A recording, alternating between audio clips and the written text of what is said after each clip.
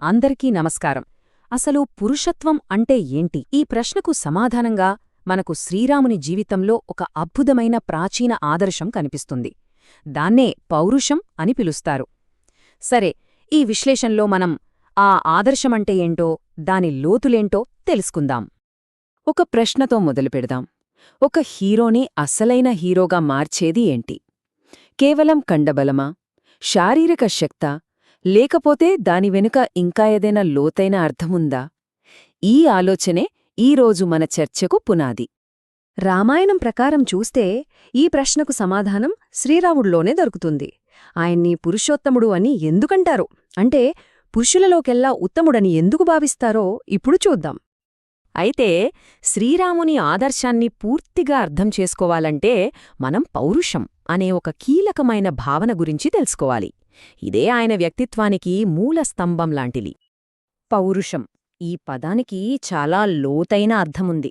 అంటే ఇది కేవలం శౌర్యం, వీరత్వం, బలం వీటి గురించి మాత్రమే కాదు. అసలైన పౌరుషంలో వీటికి తోడుగా నిరంతర కృషి అంటే ఎఫర్ట్, ఇంకా స్వీయ ప్రయత్నం కూడా ఉండాలి. ఇవన్నీ కలిస్తేనే అది నిజమైన పౌరుషం అవుతుందన్నమాట. సరిగ్గా అందుకే శ్రీరాముణ్ణి మర్యాద పురుషోత్తముడు అని పిలుస్తారు. అంటే నైతిక హద్దులను, అంటే మర్యాదను కాపాడే పురుషులలోకెల్లా శ్రేష్ఠుడు అని అర్థం. ఈ బిరుదు పౌరుషాన్ని పరిపూర్ణంగా ఆచరించడం వల్లే వస్తుంది.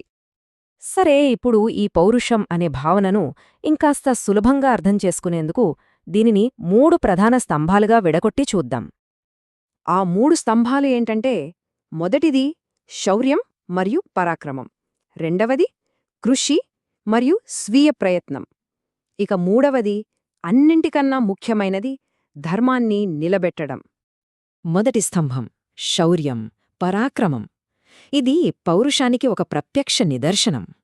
శివుని పినాక ధనుస్సును విరవడం దగ్గర్నుంచి తాటకే, సుబాహుడు, చివరికి రావణుడిలాంటి ఎంతో శక్తివంతమైన రాక్షసులను సంహరించడం వరకు, అలాగే పరశురాముడి గర్వాన్ని కూడా వినయంగా అణచడం, ఇవన్నీ ఆయన పరాక్రమానికి కొన్ని ఉదాహరణలు మాత్రమే.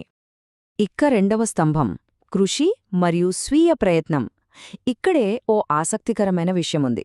చూడండి, శ్రీరాముడు దైవాంశ సంభూతుడు నిజమే, కాని ఆయనెప్పుడూ తన దైవిక శక్తుల మీద ఆధారపడలేదు. ఒక సాధారణ మానవుడిలా తన స్వంత సంకల్పంతో, తన మిత్రుల సహాయంతోనే సవాళ్లనెదుర్కొన్నారు. విధిని నిందించకుండా స్వీయ ప్రయత్నంతోనే ముందుకు సాగారు. అదే కదా అసలైన పౌరుషమంటే. ఇక మూడవ అత్యంత కీలకమైన స్తంభం ధర్మం. ఇదే ఆయన బలానికి అసలైన పునాది. దీన్ని ఒక్క మాటలో చెప్పాలంటే, ఆయన చర్యలకు మార్గనిర్దేశం చేసింది జ్ఞానం మరియు న్యాయం, కేవలం పశుబలం కాదు. ఆయన శక్తి ఎప్పుడూ ధర్మానికి లోబడే ఉండేది, దానిని ఎప్పుడూ దాటి వెళ్లలేదు.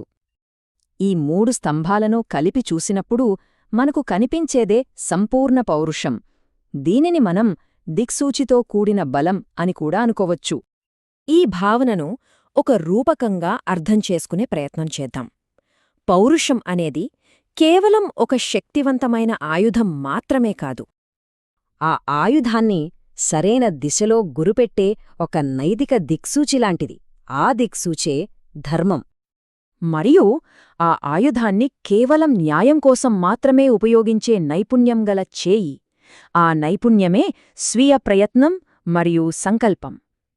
చూసారా, ఈ 3 కలిస్తేనే అది శ్రీరాముని పౌరుషమవుతుంది. చివరగా ఒక ప్రశ్నతో ముగిద్దాం.